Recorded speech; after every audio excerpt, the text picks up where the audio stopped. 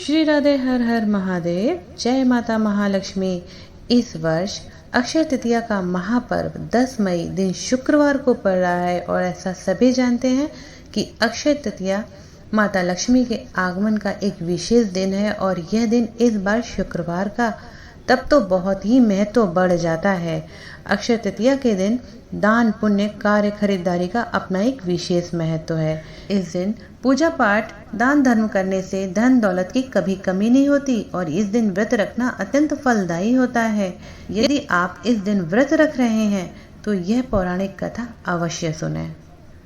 और इसी के साथ आप सभी से एक छोटी सी प्रार्थना है, जब भी कोई कथा कहानी आप सुने तो उसे पूरा अवश्य सुने, क्योंकि कोई भी कथा कहानी यदि हम अधूरी छोड़ते हैं तो उसका शुभ फल हमें प्राप्त नहीं होता है। अक्षय तृतीया की पौराणिक कथा के अनुसार प्राचीन काल में धर्मदास नामक एक वैश्य था जो अपने परिवार के साथ गरीबी में जीवन यापन कर रहा था। उसे हमेशा परिवार के भरण पोषण की चिंता लगी रहती थी, क्योंकि संपूर्ण परिवार की उसी पर जिम्मेदारी थी। धर्मदास बेहद धार्मिक प्रवृत्ति का था और देव ब्राह्मण सभी के प्रति उसकी प्रबल श्रद्धा थी। हर कोई उसे पसंद करता था। एक दिन मार्ग में कुछ ऋषियों को अक्षय तृतीया का महत्व वर्णन करते हुए सुना। ऋषि कह रहे थे कि अक्षय तृतीया का महान फल प्रदान करने वाली होती है। इस दिन नर नारायण हयग्रीव परशुराम अवतार हुए।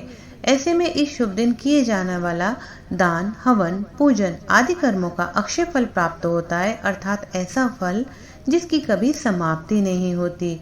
साथ ही ऋषियों ने यह भी कहा कि इस दिन देवताओं पितरों के निमित्त जो दान हवन पूजन तर्पण इत्यादि किया जाता है उसे बहुत अधिक पुण्य प्राप्त होता है। इस प्रकार अक्षय तृतीया व्रत के महात्म्य को सुनने के बाद उसने अक्षय तृतीया का व्रत धारण करने का निश्चय किया। अक्षय तृतीया पर्व के आने पर उसने सुबह गंगा में स्नान किया और विधि पूर्वक पूरी श्रद्धा से पूजन किया और अपनी सामर्थ्य के अनुसार जल से भरे घड़े पंखे नमक गेहूं गुड़ घी दही जौ सत्तू चावल सोना और वस्त्र आदि वस्तुएं भगवान को समर्पित कर ब्राह्मणों को दान में दी। इतना सब दान देते देख धर्मदास के परिवार वाले और उसकी पत्नी ने उसे रोकने की बहुत कोशिश की और कहने लगे, अगर धर्मदास इतना सब कुछ दान में दे देगा तो उस परिवार का भरण पोषण कैसे होगा। परंतु धर्मदास नहीं माना। वह अपने दान पुण्य कर्म को श्रद्धा से किया। इतना ही नहीं, उसने इस दिन ब्राह्मणों को कई प्रकार का दान दिया। इस तरह उसके जीवन में जब भी अक्षय तृतीया का पर्व आता वह प्रत्येक बार पूरी विधि से पूजा और दान धर्म करे ही जाता।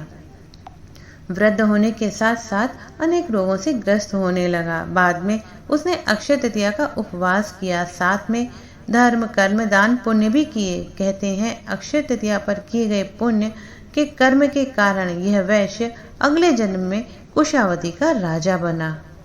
धार्मिक मान्यताओं के अनुसार अक्षय तृतीया के दिन किए गए दान पुण्य का फल अगले जन्म में अवश्य मिलता है।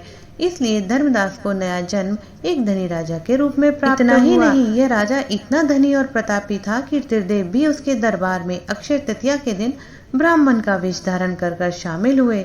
वह प्रतापी राजा वैभवशाली होने के बावजूद भी हमेशा धर्म मार्ग पर चला। उसने अपनी श्रद्धा और भक्ति पर कभी घमंड नहीं करा।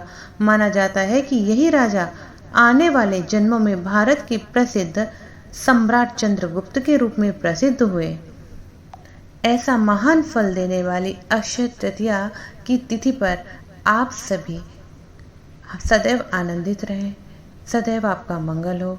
ऐसी ही कामना के साथ आप सभी से विदा चाहते हैं। श्री राधे हर हर महादेव। कमेंट बॉक्स में जय मां लक्ष्मी लिखना ना भूलें।